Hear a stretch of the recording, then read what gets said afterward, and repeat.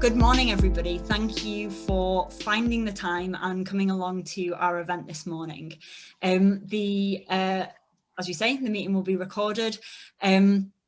The agenda for today then, so this is a partnership of 3 organisations who are going to be leading on different elements of this programme. Your consortium, the Two Ridings Community Foundation and Stronger Communities. We will start by doing a little bit of an introduction for those 3 organisations, just in case we have any colleagues on the call who doesn't know any of us. We're then going to talk through a little bit of information about the Community Renewal Fund and where that's come from and some of the nuances around the fund, and then looking at the proposal and our vision for what we would like to do with the project and the bid that we're going to be putting in. There are going to be some next steps, ways for you guys to get involved, both if you're interested in becoming delivery partners, and also we want to tell you a little bit about all the different programme elements so that you can have an understanding of what we're going to be doing on the project. There will then be the chance for question and answers at the end, so I would encourage you actually to pop anything in the chat throughout. We will use that then to have a look at any questions. Hopefully we'll cover as much information as possible and answer people's questions as we go through. Okay, so your consortium. Who are we? What do we do? So my name is Sam Alexander. I'm the CEO of your consortium. We've got here a network of incredible partners, many of which are on this call, to deliver high quality transformational programs to support people to rebuild their lives, develop confidence, skills, progress towards the market. We also recently have started doing more work with people who are in employment, so often around inclusive employment practices. So we offer access to funding streams and income for partners through programme delivery, things like the Community Renewal Fund that we'll be talking about today. And we deliver capacity building support and financial service support to the voluntary sector. We also do strategic influencing work with many different hats on. I'm on the North Yorkshire LEP board. I chair the skills board for the LEP and I'm the diversity champion for the LEP. So we do a lot of work to try and shape the environment that we're working in as well. As I say, we're based in Knaresborough. We have over 13 years of experience of working with the sector in this area.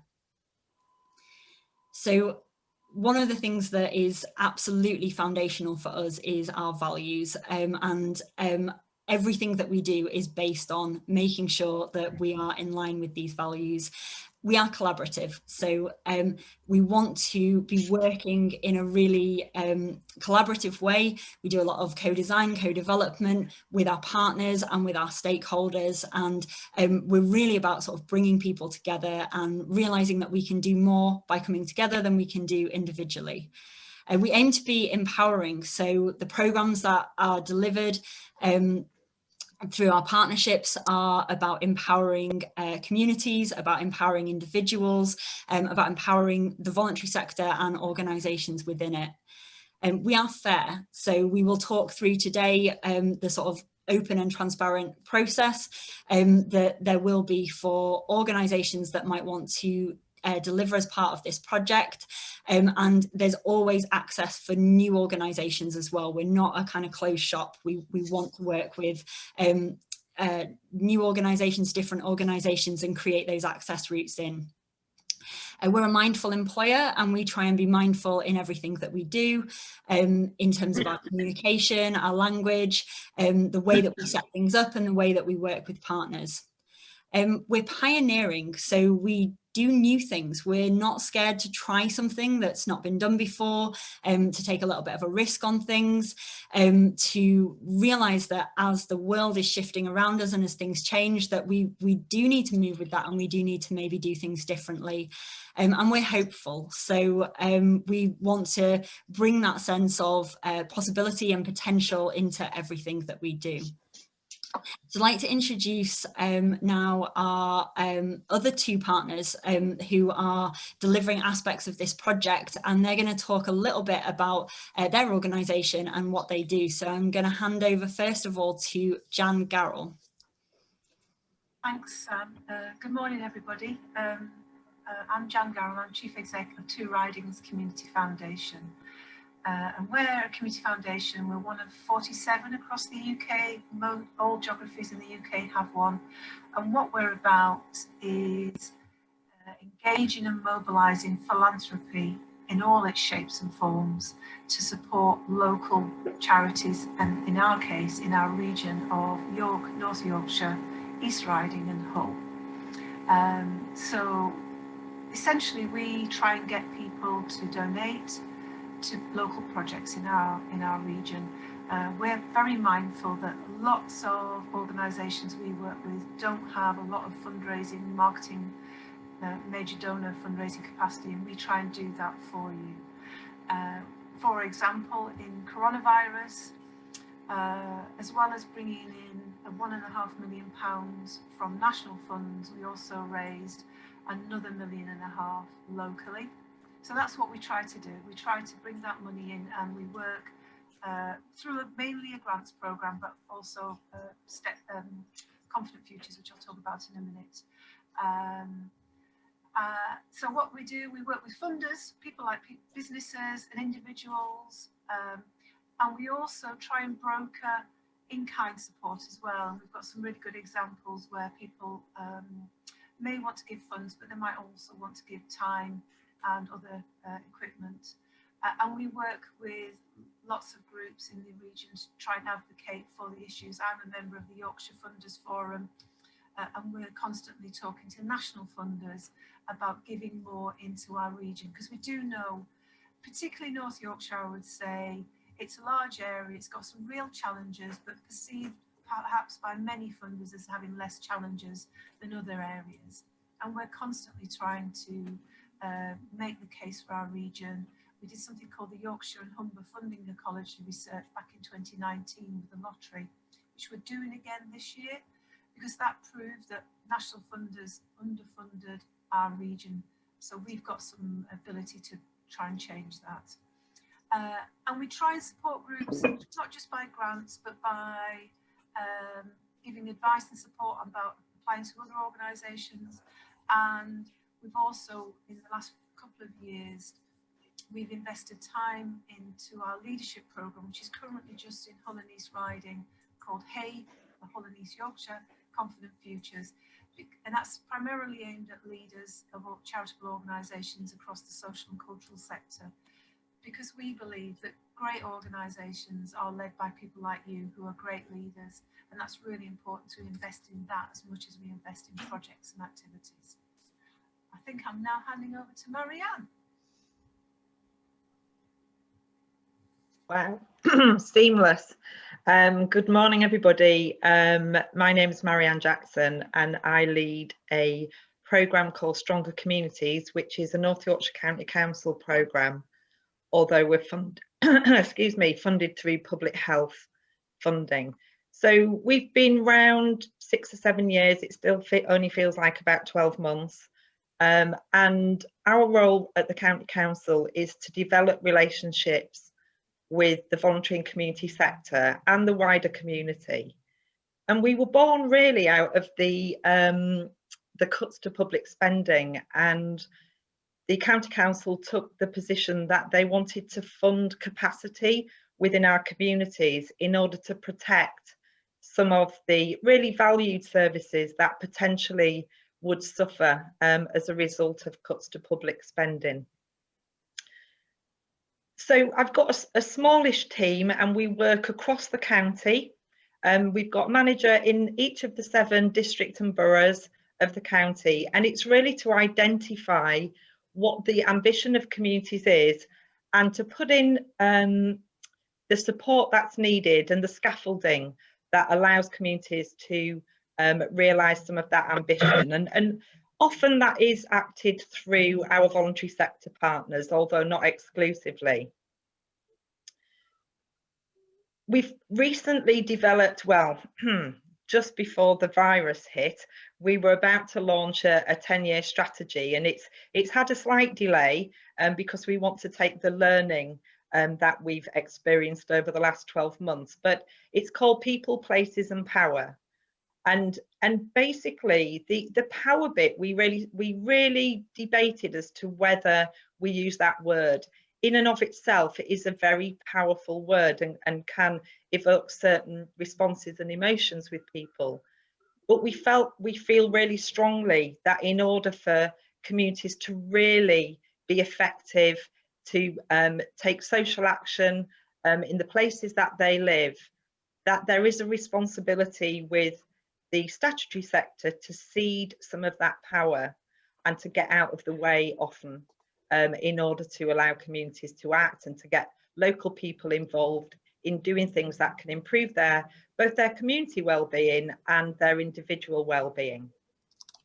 So we've basically broken that down into 3 strategic themes, and that's going to drive the Stronger Communities programme investment over the next decade.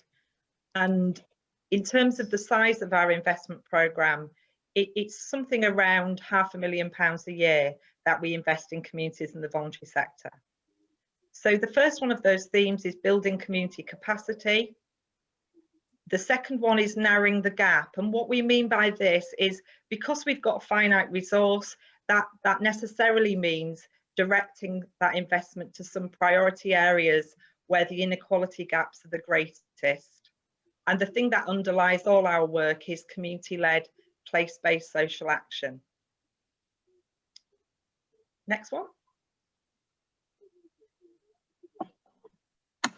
Okay, within our 10-year strategy, I've mentioned social action. We'd love to see as much social action across the county and with people actively involved in their communities. We've seen that over the last 12 months. More and more people have spontaneously formed groups, whether that's a WhatsApp group on a street basis or a whole town mutual aid group, getting involved, getting active to support that community through the virus. We also invest in strengthening the voluntary sector, in particular, building confidence within the voluntary sector. Sam referred earlier to being bold, being hopeful, being innovative, and that's the type of confidence that we look to build with our voluntary sector partners. Alongside confidence, you need skills and sometimes additional capacity. About 1/3 of our budget is invested in confidence, skills and capacity. And that can take the form of things like supporting people with future planning or coaching for the leaders and mentoring in order that they can gain the confidence to do more, do things differently, and really perform that community leadership role. Increasingly, people are hearing the words co-design, co-delivery, co-production. Certainly where I work at the County Council, I hear it probably every week. I think there is the need for a shared understanding of what we mean by those words. And that means changing some cultures, including the culture of the County Council. So we work alongside our commissioners to try and bring traditional commissioning models together with communities and voluntary sector organisations in order to look at what changes are needed that allow voluntary sector partners and communities to engage more in the delivery of services in their area that traditionally have been delivered by the County Council or other statutory partners. I think as well, there's also the importance of workplace wellbeing.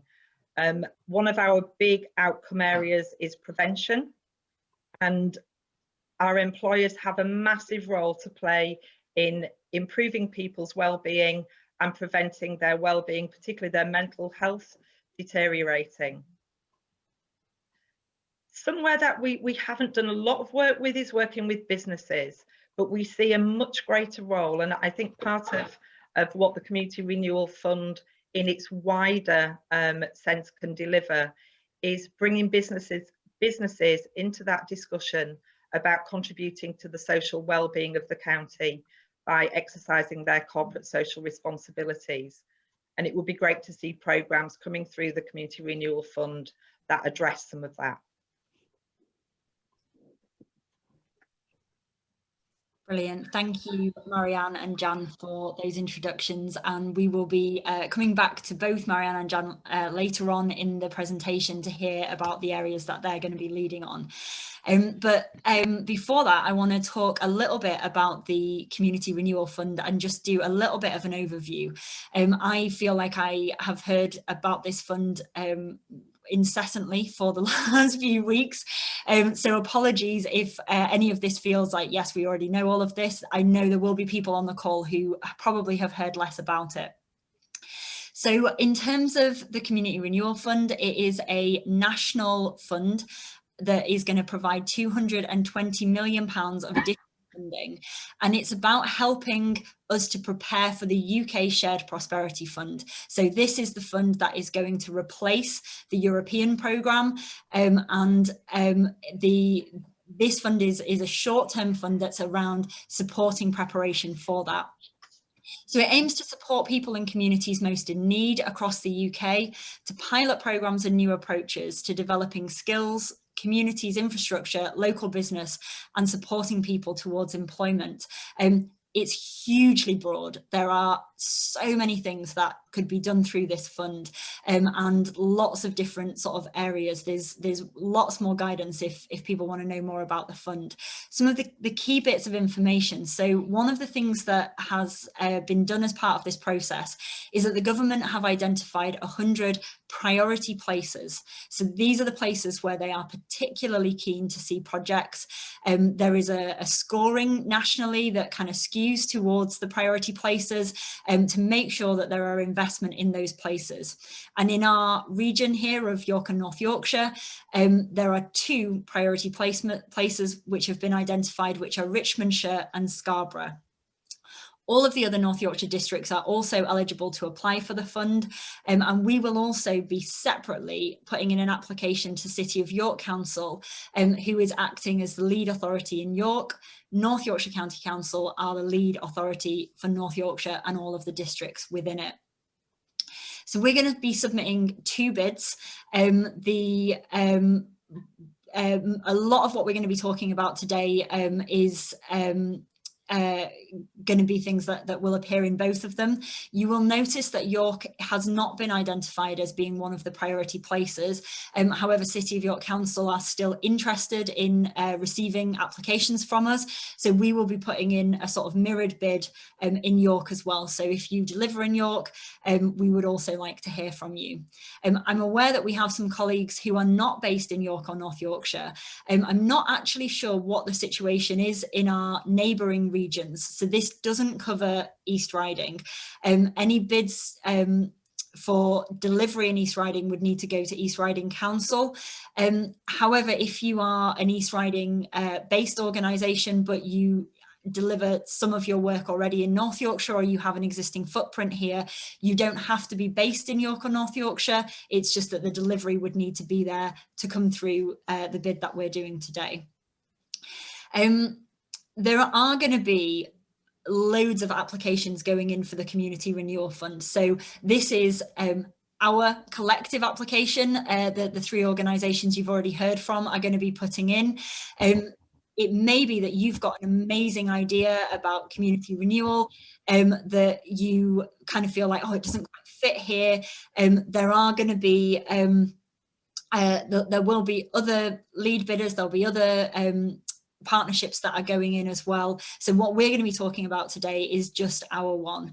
I've seen a question pop up in the chat about Hull. I'm not sure what's happening in Hull either. This bid is not focused on Hull. The bids for Hull will go through the council in Hull. So apologies if we've not been clear on that in the marketing information. This is specifically a York and North Yorkshire focus for our project today.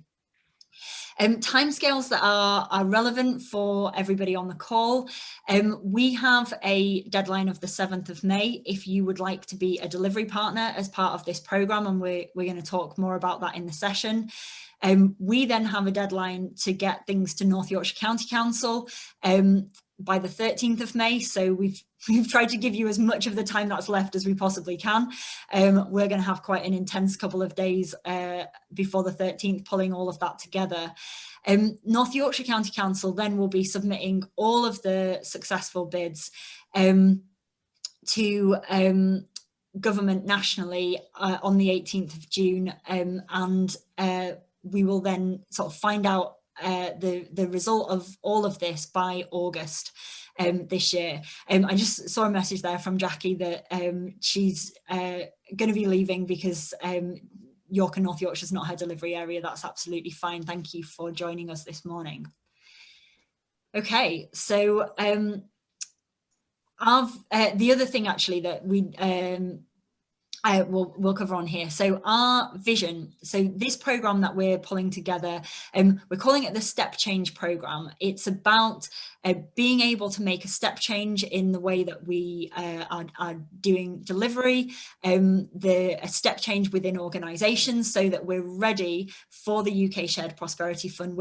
We're able to sort of hit the ground running with that fund, and really be able to make the biggest impact with that fund when it comes. As you know from the presentation so far, it's going to be led by your consortium, and we have programme elements with the two ridings, Community Foundation and Stronger Communities. And what we're going to be doing is looking at sort of tried and tested models of different types of delivery and ways of delivering that we're going to bring together. And this is the first time that we've ever done this to really try and maximise impact. The other thing that is really significant about the fund, and you probably looked at that and thought, oh, they've obviously typed that wrong, because why would you have a fund this big that has to be delivered in such short time? Unfortunately, that is not the case. So we will find out in August if we've been successful.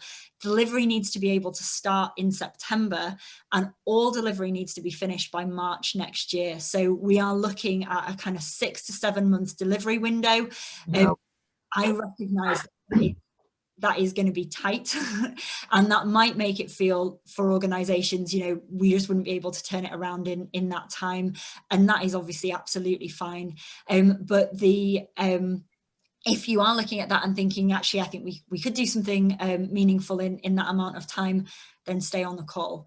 What we're wanting to do is to bring together a holistic program that is a coordinated injection of funds. So for us, a big aim of this is about being able to bring more investment into the voluntary sector, training and support to voluntary sector organisations, and it's about empowering and building resilient organisations and communities as part of this programme. Okay, so our model, I've sort of indicated this, that we've got these different elements. So one of the things that we're going to be talking about today is about skills and employability programs and projects. So a lot of people on this call will have delivered skills and employability projects through us, through things like Action Towards Inclusion, ESF community grants. We're going to be looking at a series of grants for delivery projects, and that is one of the things we're going to talk about in a bit more detail. Also a strand of community conversations, so this very much fits under the communities element of the Community Renewal Fund, whereas the first element is more looking at skills. And the final element of it is about looking at how we build readiness for the UK Shared Prosperity Fund, how we make sure that as a sector and as communities we are ready to be able to make the most of that opportunity. And we're going to be doing that through grants, through leadership and through capacity building programs, and we will again talk a little bit more about those through the session. Okay, so the delivery project, skills and employability. This is going to be one of the areas that we will be asking partners following the event today if you would be interested in getting involved and being part of our application. We have made a decision that we want to bid for this with an existing, an already identified partnership of organisations, because what this means is that when, you know, if we are successful, we're notified in August, we would then be able to hit the ground running. We already know who's going to be delivering on this aspect of it. So we're looking for an organisation of in the region of 15 voluntary sector organisations. It may be slightly more or less than that, depending on how many people apply and how much money people would like to deliver their projects. It's an opportunity to pilot new and innovative approaches, and we're really keen on looking at inclusive and accessible ways of being able to monitor impact. If you're in the skills world, you will recognise RAPA. I hadn't meant for us to put acronyms in, so we'll explain that. Recognising and recording progress and achievement. So ways of really looking at how learners and people who are engaged on our different kind of learning activities and skills development programs are able to recognise the progress that they're making and be able to really know how much impact has that had and look at the impact monitoring on that. The focus for this project will be learners who are unemployed or economically inactive, and you'll see a little bit later on that a lot of the government's focus in terms of their outcomes is on learners who are economically inactive. So we're looking for delivery partners across York and North Yorkshire who will be interested in being involved and included, and if you are successful with being kind of named in the bid, then that means that if we're successful with the bid, you would automatically have that that element of funding and be able to deliver. It's a great question from Pippa in the chat. No, it is not just voluntary sector organisations.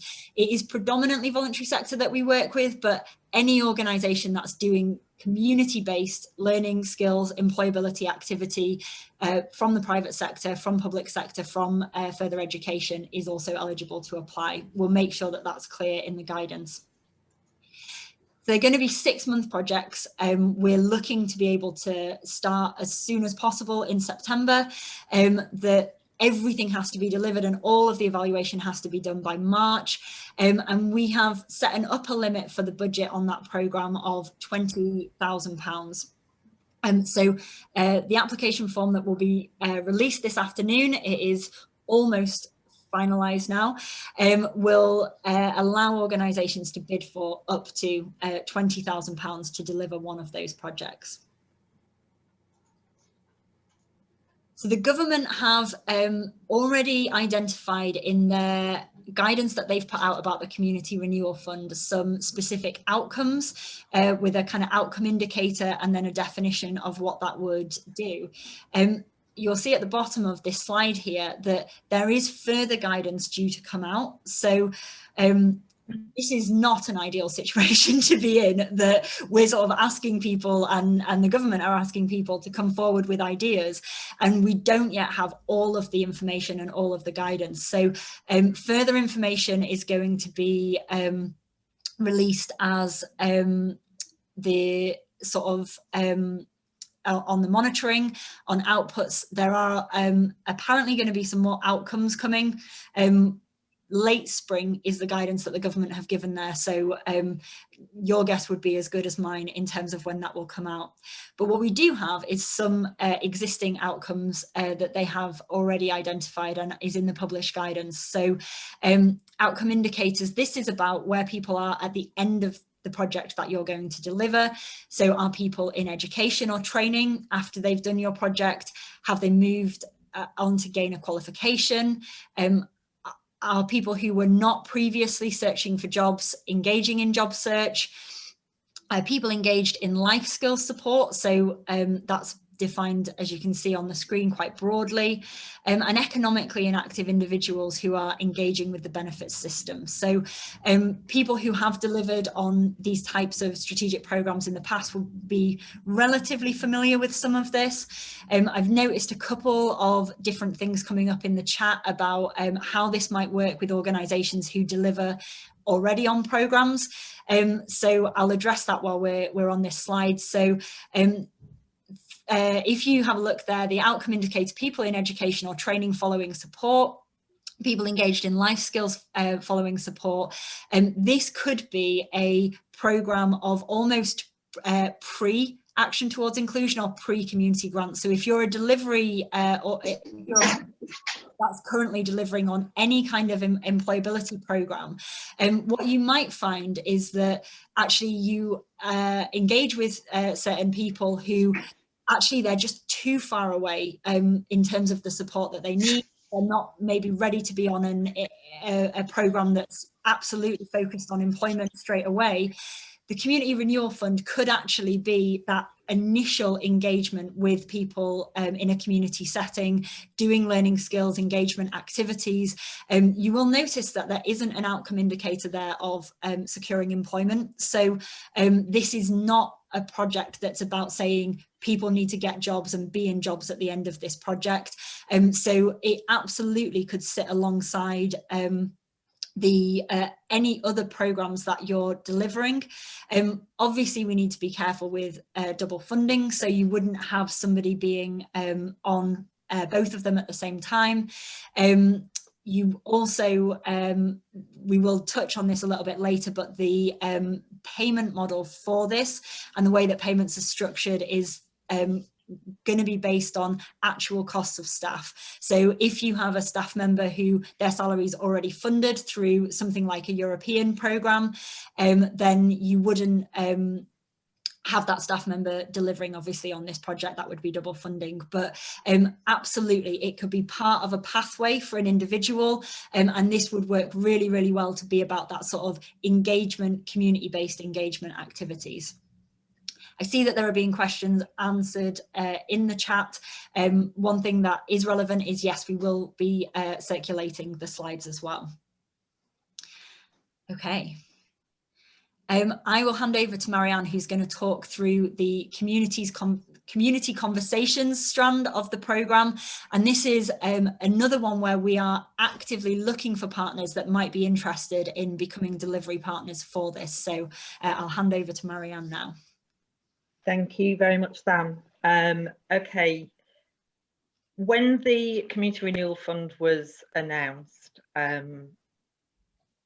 the County Council set up some theme leads and I was asked to, actually I was told that I'd got the Communities in Place theme to start talking to people about the types of ideas that they might want to submit under Communities in Place.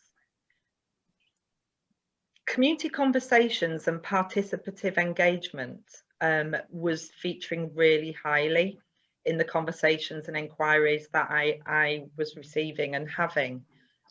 And that was both at a place level, so at an individual community or town, but also communities of interest. So, for example, young people, or across health and well-being or mental health. One of the things that is significant about this particular fund is if people read the government guidance and the technical guidance on the government website, and I would urge people to do that, because it may help form your decision whether you want to be a partner or indeed want to put a bid in, a standalone bid. But the government are looking for large, high value bids. In total, and they want to see bids at around £500,000. The County Council are saying for individual delivery partners we'd be looking about between £100,000 and £500,000. So it's big sums. It would be really difficult to spend £500,000 in 6 months on a community conversation in one town, unless you were eating caviar and drinking champagne every day. I'd really struggle to see how we would spend that. So this was one of the themes that we felt would really benefit from being brought together. Initially, I thought the County Council might submit that. But then after speaking to your consortium and looking at that capacity building elements of the rest of the Step Change programme, this actually felt that it could position itself incredibly well within that Step Change programme, and hence why it's here today. What do we mean by community conversations? It's having that really inclusive, participative engagement. So it's not about consultation on an idea, but it's about bringing a community together to work through the ideas, what they value about that community, what things that they might like to change about their community or improve, and who is best placed to deliver on those changes. And it helps to build community leadership and build community networks, collaboration and partnership working. And it's not just about the people who necessarily live in that community or work in that community, but it's about the other organisations that impact on people's lives within that community. So that could be local authorities, it could be the police, it could be GP practice and local businesses. Everybody's got a stake in that community and its well-being, and the well-being of the individuals who live there. So it's about bringing those people together to have joint conversations and finding areas of mutual interest, of mutual value, shared ambition, and looking at the assets that are there and the individual talents of each of those stakeholders, of how they can all contribute to improve and to realise some of their ambition. What we want to achieve through this part of the Step Change programme is building some capability both within County Council, District Council and other statutory agencies about how to conduct those conversations. How do we go about it that's effective, inclusive, that feels equitable across all the people in the room, whether that's a virtual room or hopefully at some point it's a proper room or an outside space. What skills do we need? What are the capabilities? Do we have the capacity to do this? So we're looking at exploring different approaches and running some pilots in areas or across themes with a range of partners to really understand what works, to start building some of that capacity, skilling people up. And if we're doing that on a place basis, it could be that we're actually starting to build that local network. There's only so much we'll be able to do within that short space of time. Traditionally, if you were carrying out a wider inclusive community conversation and building community leadership, that may take 1, 2, 3 years to do.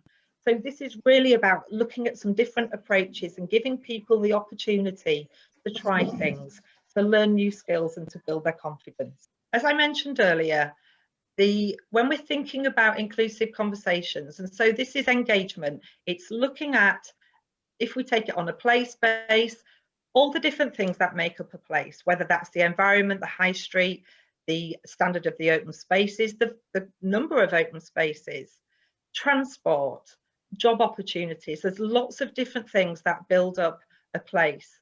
People have different interests. Some people will be really keen on thinking about the built environment and how it looks. Some people have an interest in levels of crime in a place, but all those things together will contribute to the well-being of that community. In order to start exploring that, there are different tools available. I've put a few on the slide there, something called the Place Standard tool. This was built by NHS Scotland. Something called Common Ground, which is a digital platform, and particularly effective if wanting to engage with young people.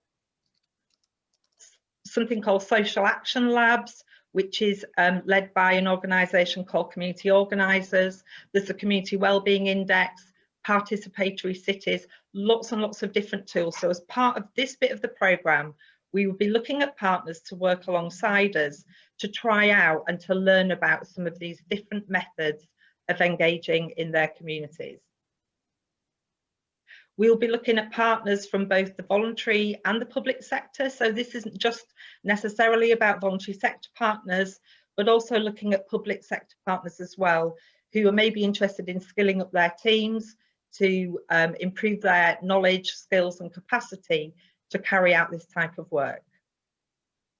And hopefully at the end of this, we'll be able to start building. It may be that a toolkit falls outside the funded bit of the programme, but we want to take that learning and produce something at the other side of this.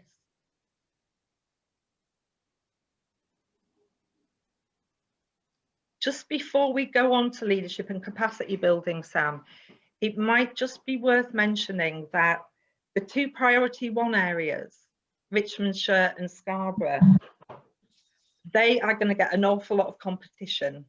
There are lots of themes within Community Renewal Fund, and there will be lots of bids that are targeted at Richmondshire and Scarborough. each district area can only submit to government for a maximum of £3 million. So we don't want to confine our bids just to the priority 1 areas. This is relevant for the whole county. Some of the other district areas are likely to get fewer bids, and although they won't be as high a priority, it's likely that there will be less competition for other areas of the county. And similarly, if it's a thematic thing, so it could be young people, it could be physical exercise, it could be crime, people might want to submit a bid that spans more than 1 geographical area. So we're looking at themes, and we're also looking at places. That's it. I just wanted to mention the 3 million thing, because I think everybody will try and target their work in Richmondshire and in Scarborough Borough, and actually will get lots and lots of bids into the County Council, I think, for those 2 districts, Sam. Yeah, thank you, Marianne. And Ed was just asked a question in the chat. It is 3 million per district or borough, so potentially North Yorkshire could submit bids up to the value of 21 million. I think we would be very lucky to get that much money into the county from the national pot, but yeah, it's the districts that are capped at that 3 million. Yeah, and I know Carol asked a question around certain groups such as Black and Asian communities. Yes, that would be that's the type of thing we could conduct the conversations with, Carol. Fabulous, thank you. So the 2 first areas of the bid that we were, of the programme, sorry, that I've talked through and Marianne's talked through about skills and employability and about the community conversations, are the ones where we are looking for partners to express an interest at this point before we submit the final bid.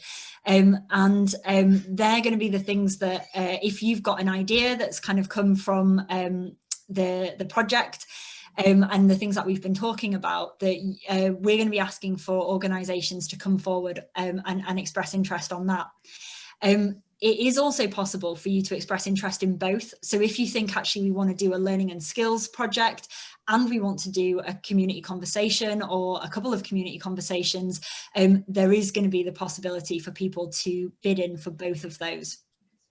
The third part of the programme, which is what we're going to talk through a little bit now, is actually something where you're going to hear a little bit about this, and what we're going to want you to do is maybe start thinking about, if we were successful, how might you use these different programme elements, what aspects of these might you want to be engaged in, but we don't need you to do anything right now. This is something that will be available to the sector, and there will be a separate process that will start in September if we're successful, obviously, with this programme. So we're looking at a number of different elements, and the first one is the grants, the Step Change Grants Programme, and I'm going to invite Jan to come back and tell you a little bit about this project. Sam and Marianne, some of you may be familiar with the 2 riding Steps Change grants. We did run some in York for a couple of years pre-COVID. And we've just done some thanks to another funder across Yorkshire. And what the Step Change grant does is, I think it addresses a really particular need in our sector. It's investment in essential costs, but to help make a step change. And it could be quite a small step change, but it gives essential funding to groups to maybe pay more time for the chief exec, or even an admin worker, and any point in between, so you've got a bit more capacity for the organisation to reflect on, the last year, think about what it means. Oh, I'm very quiet, sorry, is that better? Yeah, is to reflect on what's needed and what investment is needed, either in people or equipment. So I'll give you, it's probably the easiest way to describe what it does is I'll give you some examples. It's still a relatively small grant pot. I think we've got to work out the scale of it, but it would invest, as I say, invest in, I think we did it with York CVS, where we funded a policy worker so that they could make the case for changes in City Council activity to improve lives and for people in York. It funded IT software, so that an organisation that was running on really insecure software, they could improve the security and the accessibility for their staff and volunteers. It's funded a fundraising person or a marketing person, maybe for a couple of days a week, so that that organisation can raise its profile, raise funds and be more successful. And as I mentioned, it's paid for more time for the CEO, or for some development capacity to work with the CEO to think, well, what has that last 12 months shown us about us as an organisation? What do we need to do differently? What do we need to do more of? What do we need to stop doing? And it's, for me, it's that essential capacity, breathing space, time to consider how you improve your organisation. And I know myself, our organisation, it's vital, and unfortunately, funding for running costs isn't as accessible as it could be. And for us, this is a small step that we can do to support groups in our region to make that investment in skills, time, kit, to make the step change in their organisation. I do need to make it clear, it's not just a running cost fund. So if you just said, well, we just need more money for the CEO just to carry on doing, that's not a step change, that's just business as usual. And one of the things we do offer as part of our step change programme, because we found that groups can sometimes struggle to conceptualise what that step change might be, is we will do in this programme, run workshops. So you can bring your ideas, bring your worries, bring whatever, and we can work with you and bring in partners who are experts around business planning, strategy setting, etc., to help you shape your ideas so that you've got the best possible chance of getting your activity funded even.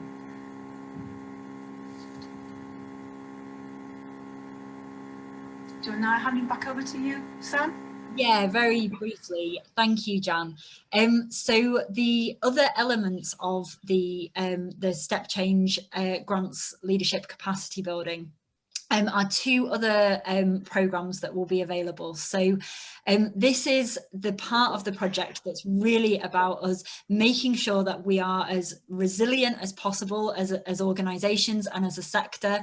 And also one of the big focuses of the Community Renewal Fund is about being ready for the UK Shared Prosperity Fund. So when this fund becomes available, as I said at the beginning, it's the thing that is replacing the current European programme, making sure that we really are able to kind of hit the ground running with that. So one of the things that we will be delivering as your consortium with some input from partners is a programme that is about UK Shared Prosperity Fund readiness. And so there will be workshops, there will be training sessions, we will be producing resources and tools and things that organisations will be able to use. There will also be one-to-one support to be able to the model that we use is that every topic that we will have a kind of diagnostic, so organisations can say, how ready am I for this? Where am I at in terms of managing risk? Where am I at in terms of my financial systems and things like that? Really looking at the kinds of things that are going to be needed for the UK Shared Prosperity Fund, so that we're ready, so that organisations are able to secure some of that funding when it becomes available.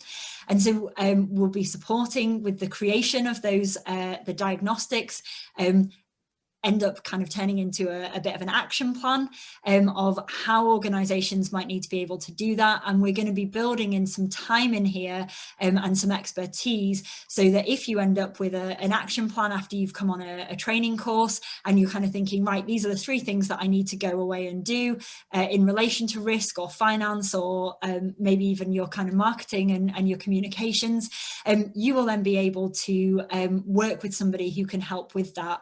And we're going to have these funds really sort of dovetailing and working together. So like Jan was saying, it might be that one of the things you've identified is that there's actually some capital equipment that you might need, or you might need something very specific, and you would be able to bid into the grants program to be able to get access to that. So the last area of this, and as I say, these are all things that we wanted to tell you about today so that you are aware of what we're going to be submitting, although there's no actions for you on this one, is the Confident Futures programme that Jan mentioned in her introduction. And we've never actually had this programme in North Yorkshire. It has been a riding programme. So Jan's just going to talk a little bit about that and why we. I think yes, you passed on to me, Sam. You went very Dalek-y towards the end of that, but hopefully people can hear me. Put a thumbs up if you can hear me. Okay, great. Yes, we've got a programme called Hey Confident Futures, and we've been running it, we actually launched it in lockdown, but it was the successors to another leadership programme we were involved in. And for those of you who might not be aware of this, it's very strongly based on CLAW Social Leaders Programme, which is a national programme. The initial programme was developed with CLAW, and we've now taken it on and run it in Hull and East Riding. And it's got over 200 participants currently in Hull and East Riding. And what it does is, as Sam says, is it's a complementary to the organisational development, because a lot of the time leaders in voluntary and community sector have received very little training and support to be the leaders that you are, and we self-define leaders by, it could be a volunteer, it could be a paid worker, it could be a trustee. But this programme is to support leaders, to give them a personalised development programme. We offer things like action learning sets where you sit down with peers and you work through the challenges you're facing in a trusted environment so that they can help you come up with solutions yourself. Coaching, so you work with a professional coach to address some issues. It might be about leadership, it might be about management.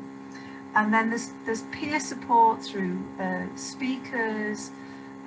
We've even done things like desktop yoga and mindfulness activity, because particularly right now it is a really tough time, and I was surprised when I joined Two Ridings. I came from outside the charity sector, and realised in hindsight I shouldn't have been surprised how little investment we make in ourselves as leaders. And if you think about what you do, it's really challenging and it's a lonely job. You've got to work with boards, you've got to work with staff, volunteers, beneficiaries. So this leadership programme is about giving you some skills, confidence, so that you can be that bold, innovative leader that we need you to be, and that we need if we're to maximise the shared prosperity funding. So please see it as a piece of support for you as leaders and others in your organisation who take leadership roles and responsibilities.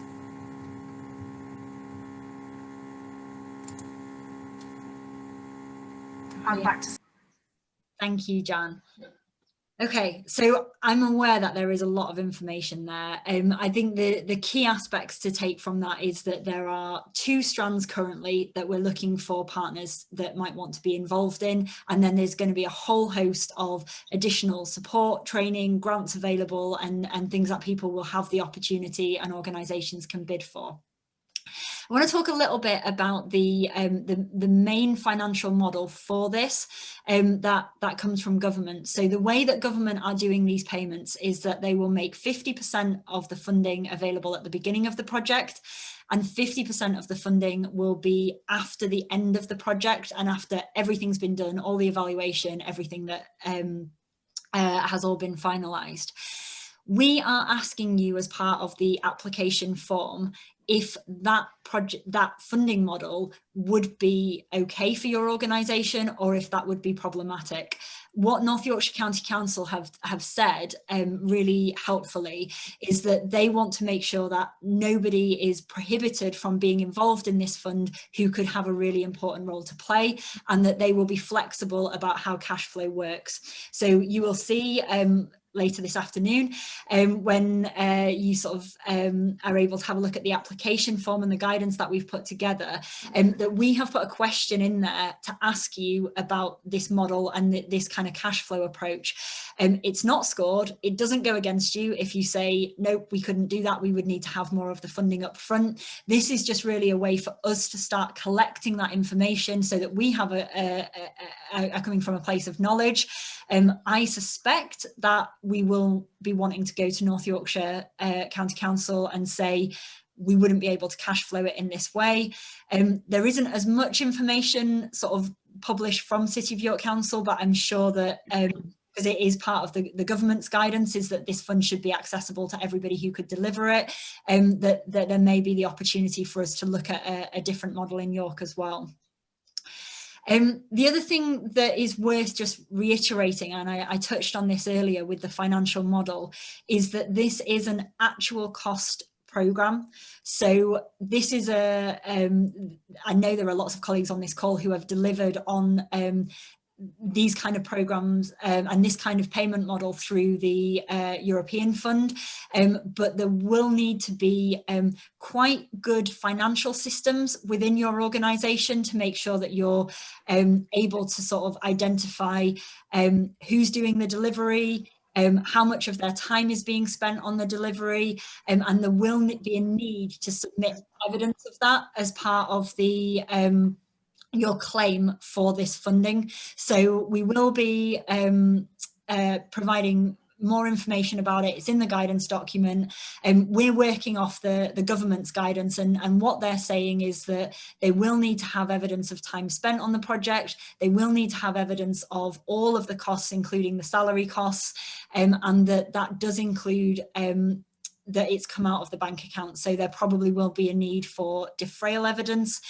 which basically just shows, you know, it's not just about you got an invoice for it, but there's a bank statement that shows that it was also paid.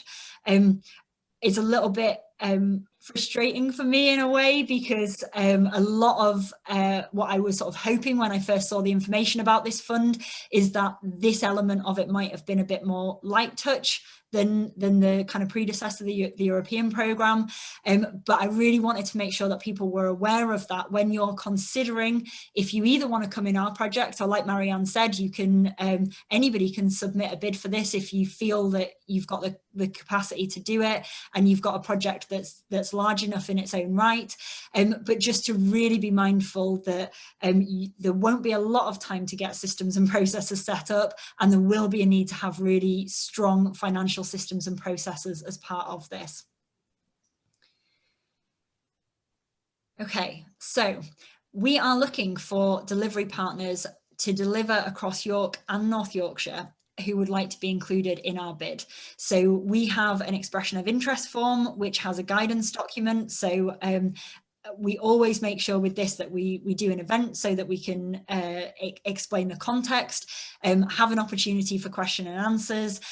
We also will always publish a guidance document so that everybody, even people who weren't able to make it today, is very clear about what is going to be needed. We're looking for people who want to bid for either the skills and employability or the community conversations, or for both. So if you're feeling like, actually the thing I was most inspired about was what Jan was talking about, amazing, that's brilliant. That will be, if we're successful in August, that will be something that we'll be coming back out to you all with in September, with more information about how you might be able to apply for that. So this particular application round is about those two elements. So we're looking in terms of the employability for creative and inspiring projects that are centred around the development of skills for unemployed and economically inactive learners. We're also looking for organisations that want to have these community conversations that Marianne was talking us through, and engage with the community in a much more kind of collaborative way. and there will be information and training and support around being able to do that. We said there that you can download the application form and guidance from our website. That will be up this afternoon. So I know you're probably all already on the website trying to find this. It will be there. We will also send an email out to everybody who's booked on. So if you booked on to the Eventbrite through your email address, we'll send you an email and let you know that it's up on the website. But you will be able to at yourconsortium.org download that from this afternoon. And the deadline for applications for you guys is the 7th of May, but as I said, that's all covered in the guidance document as well. So what does the application form look like? We've made sure that there's just one application form that sort of covers both elements of it, because we know that some partners may want to deliver on both the skills and employability and the community conversations. So the first part of it is just some general information about your organisation. We're asking about your track record of delivering this kind of project, because it's not going to be much time. So this is probably not a fund that's going to be right for organisations that have never delivered anything like this before. There isn't going to be the time to get completely new things set up. We will ask a question about the systems and processes you have in place for financial monitoring and record keeping. And there will be that bit that I talked through about the payment model, and asking for you to let us know about that cash flow and whether that would be a problem. We then have two different elements. So the part 2 and part 3, you only fill in the one of these that is relevant for what you're wanting to do. Obviously, if you're wanting to do both, you can fill in both. And these are the same types of questions. So we want to know your delivery overview. How do you know that the project is needed? You know, what's made you realise that you want to deliver this project? Because and it could be from lots of different places. It could be anecdotal, it could be from feedback that you've had from people you're already working with. A project summary. So what is the project that you want to deliver, whether that project is a skills and employability or a community conversation. We've put some prompts in there for you to start thinking through, what might this look like? Who would we be working with? What types of skills and employability provision would we be doing? What types of community conversations might we want to have? We're asking about deliverability. So this is as much as anything to get you guys to think about, could we even do this? It's not in any of our interests for us to have projects as part of this programme that, you know, they were a great idea, and if we had a year or we had 2 years or we had 3 months lead-in time, we'd be able to do, but actually they don't quite work for this. So part of that question is really about you thinking about, does this work? You know, it might be a great project idea, but will it work in these timescales? Will it work on this fund? We talked through the outcomes that government have put. There is just one outcome at the moment that works for the community conversations, which is about exchange of knowledge. So that's in there. If more government guidance comes out, we will make sure that we update these and we will circulate that information as well. But the indicators, the outputs, the outcomes is really your chance to tell us, how many people do you want to work with? What kinds of people will they be? The outputs, the government haven't given any indication of what they want outputs to look like. That might be coming out in the further guidance that's coming. So that's absolutely your flexibility. So you can think, you know, what do we want to happen as a result of this? What are the things that we would be able to measure? And then for each of these as well, a breakdown of your budget. So bearing in mind it is on this actual cost basis. So budgets are likely to have maybe staff salaries in them. You might be doing some consultancy, and maybe bringing in people for that. There might be some direct costs and things that you would want to have in there. Just to reiterate for the communities conversation, if you're thinking, I really want to do this sounds amazing, I'm really excited about community conversations, and I think this would work really well for my organisation, but maybe you don't know too much about the methodology, or you've not had the opportunity to learn anything about that. We're asking you to sort of indicate which kind of methodology you might be interested in using, and also if you would be interested in having further training. So part of what we get to do by having a bigger project and at scale is that we can bring in experts, you know, international, national experts around some of these methodologies, and we can set that up with maybe 15, 20 organizations coming and learning about that all at the same time. So you don't need to include anything in there about learning about the methodologies. That will be done by Marianne's team, and she'll sort of coordinate that centrally. So the budgets are absolutely about you delivering those conversations. So, you know, do you need to have room hires? Do you need to have staffing time? Anything like that would go in those budgets. And then the last bit is for everybody to fill in, and it's just a declaration, and it says everything in here is accurate and correct.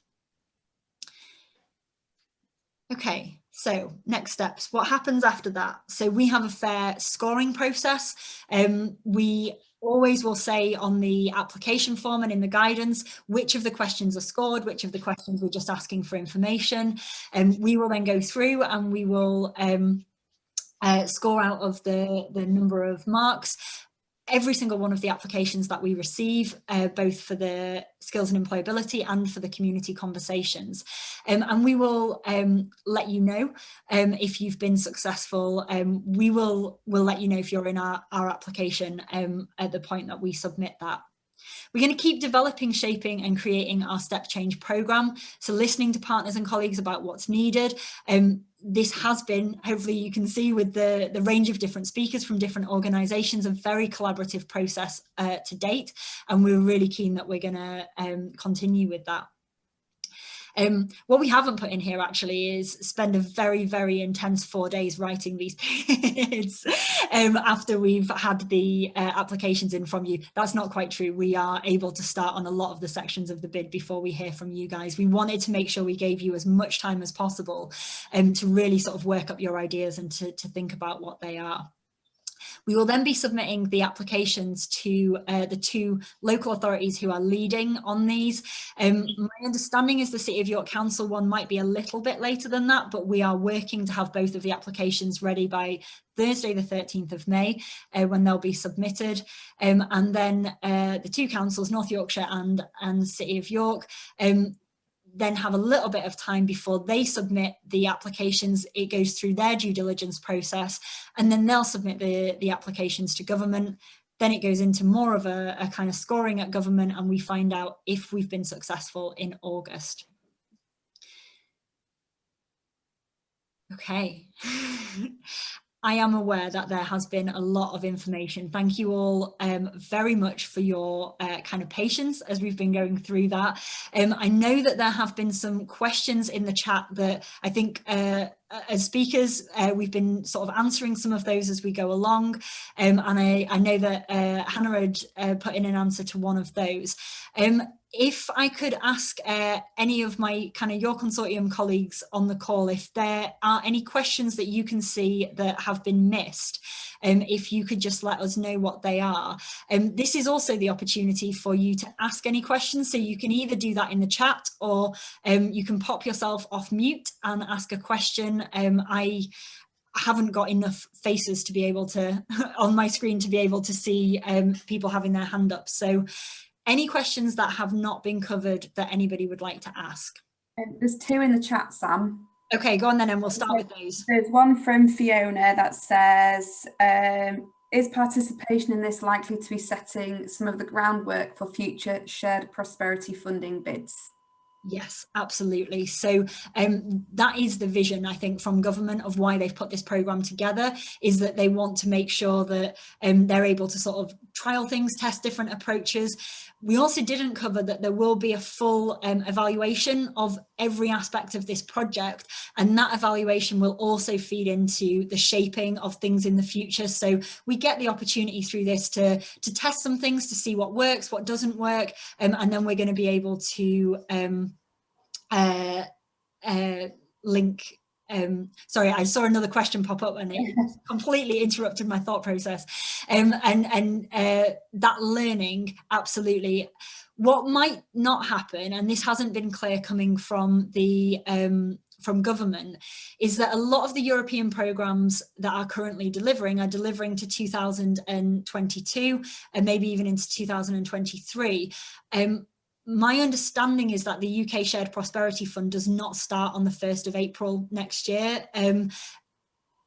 I don't know, there might be colleagues on the call who know more about that than me.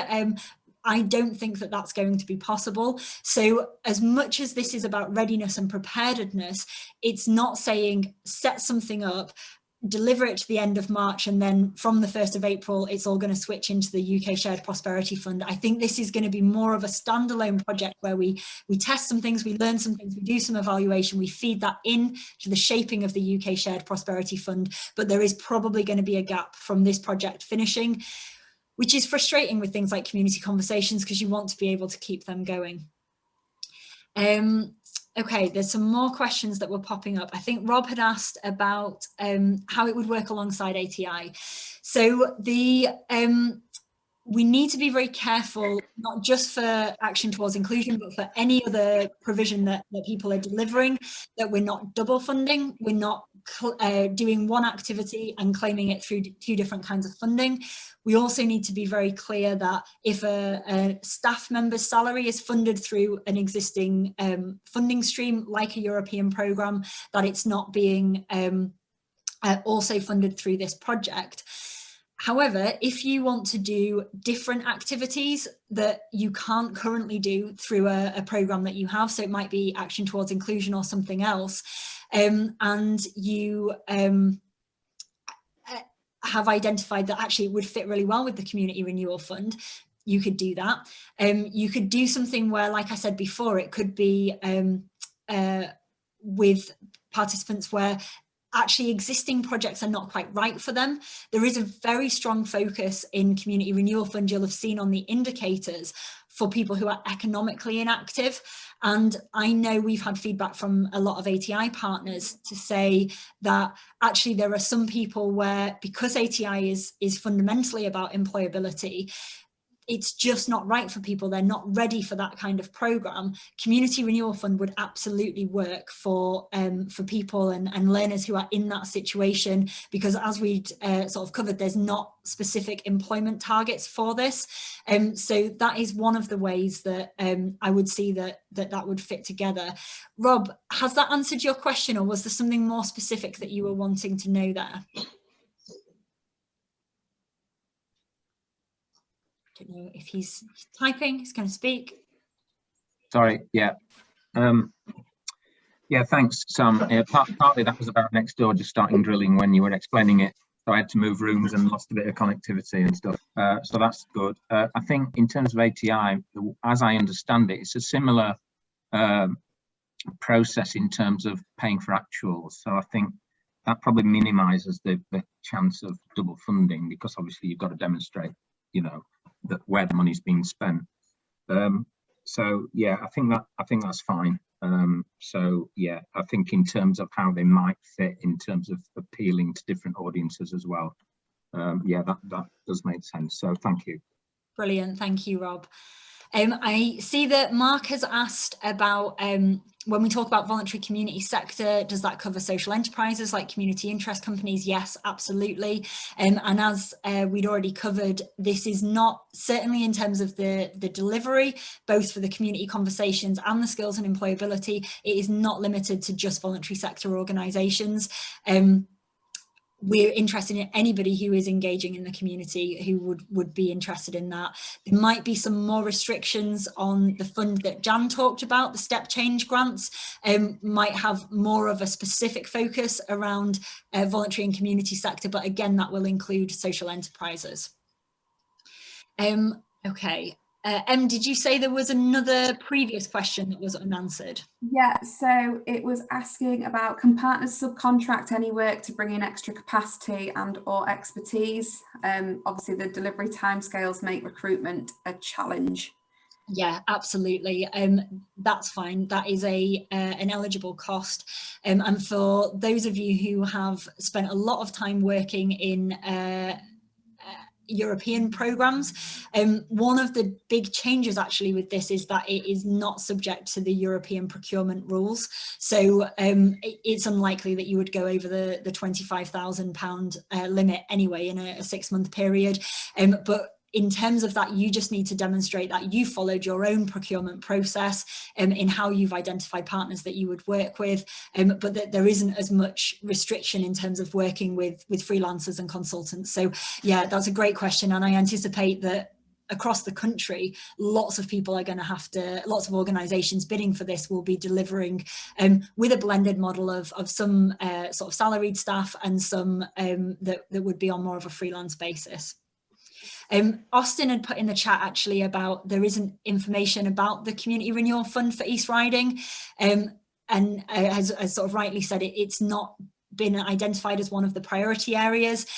Not every lead authority in the country will be bidding for this. Not all of them, you know, there's no requirement to. So that is possible that East Riding Council may have decided not to bid for this, with it being so short term and not being in a priority area. Okay. Sam, sorry, yeah. it's Marianne. People will have technical questions about this in terms of the wider process. The partner applications that Sam's talked about this morning are to build into this bid, so your consortium can make one of the applications on the national forms to go to the county council. But if anybody wants to ask some really specific questions around some of the procurement issues and so on, the county council technical team for the wider Community Renewal Fund are running 2 more webinars. There is one tomorrow at 11 o'clock, and there's also one next Friday, the 30th of April at 11 o'clock as well. So if you have any very specific technical questions about how the fund will operate and so on, then I urge you do go along to those webinars. The links are available on the North Yorkshire County Council website. If you just Google North Yorkshire Community Renewal Fund, it'll take you to the page. Brilliant, thank you, Mary. There's a question from Nick that's not specifically about these 2 areas actually. So Nick, I will pick that up with you separately about labour market analysis and getting more granular with the data. Okay, fabulous. Yeah, Austin, I'm completely with you about that. Shame the aims and objectives look really good, but the practical processes are more of a challenge. That we all read the kind of high level stuff first, and we were like, oh, this is amazing, it's going to be really flexible, we're going to be able to do everything. And then there is a little bit more of a kind of having to sort of make things fit, working with the government outcomes. I still think it's really exciting. I still think that there's really amazing things that we're going to be able to do with this, albeit maybe a little bit more constrained. Tanya's asked a question about the marketing. So marketing for delivery projects and marketing for community conversations should be within your own bid. So where it's about, you know, marketing for things like the leadership program or the step change grant, we'll be doing that centrally. But if you're delivering a community conversation in your very local community, we expect that they would be different. Actually, the types of communication, the ways of engagement would be different for all of the communities. So add that into your bid.